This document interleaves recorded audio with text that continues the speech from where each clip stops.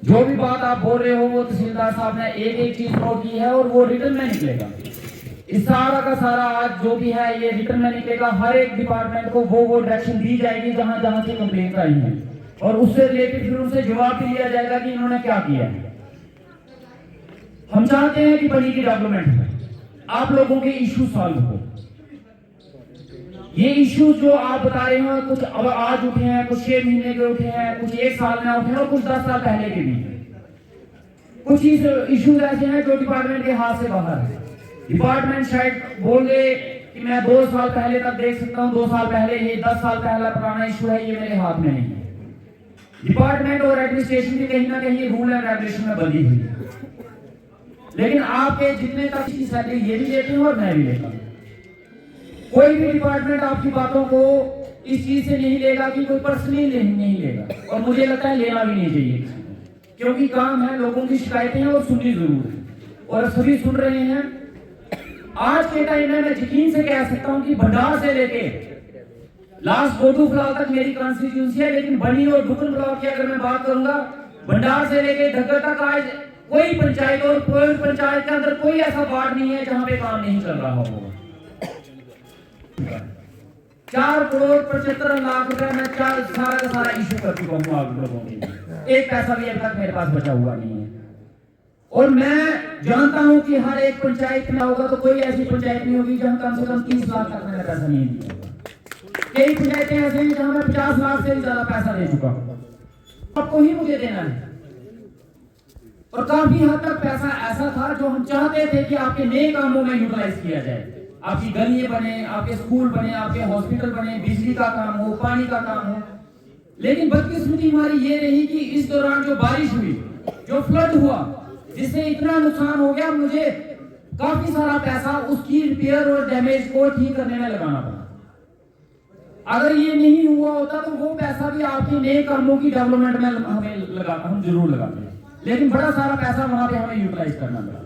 जैसे हमारे ये बोल रहे हैं इनका घर डैमेज हुआ, 1 लाख तक हमारे पास होता है सीजीएफ में कि 1 लाख रुपया एक आदमी को हम डैमेज के लिए दे सकते हैं। 1 लाख रुपया इनको इशू किया।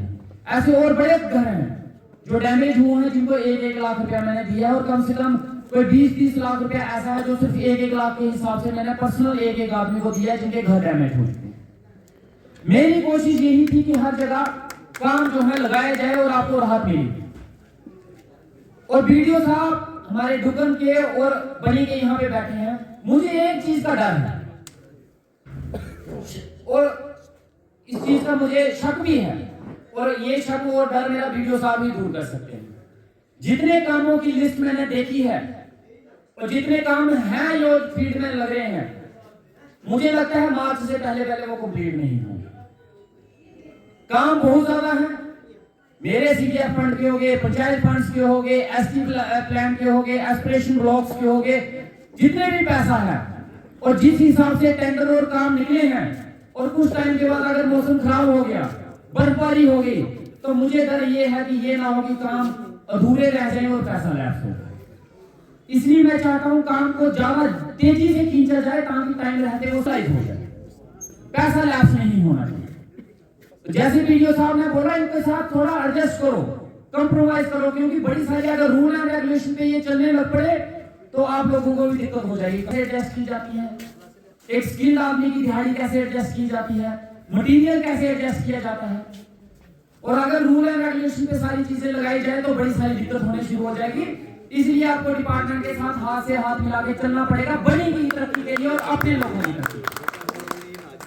आपकी कोई भी कंप्लेन जो है, आप चाहे मेरा गुस्से से बोलो, गालियां निकाल के बोलो, सुननी मैंने है ही है।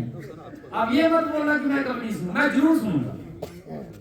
और ना कभी ये होगा कि कोई मेरे दरबार में आके जो मीटिंग चल रही है उसमें अगर गुस्से से भी बोल जाएगा, गाली भी निकाल जाएगा, तो मैं उसको उस दरबार से निकाल दूंगा, कभी नहीं निकालूंगा उसको, यहीं पे बिठा के उससे बात सुनूंगा, लास्ट तक सुनता रहूंगा जब तक वो उसकी बात खत्म नहीं हो जाती। इसी के लिए हम यहाँ पे बैठे हैं। सारा डिपार्टमेंट और तहसीलदार साहब की मैं बड़ी तारीफ करना चाहूंगा। आप यकीन नहीं मानेंगे, सिर्फ तहसीलदार साहब हमारे यहाँ बनी ब्लॉक के नहीं, दुपहरी ब्लॉक के भी, लोहीमलाल ब्लॉक के जो हैं, जितने केस हमारे यहाँ से तहसीलदार साहब ने फॉरवर्ड किए हैं, इतने केस कहीं से फॉरवर्ड नहीं किए और 100% अप्रूव करवाए हैं इन्होंने। जो बरसात में जो खड्डे में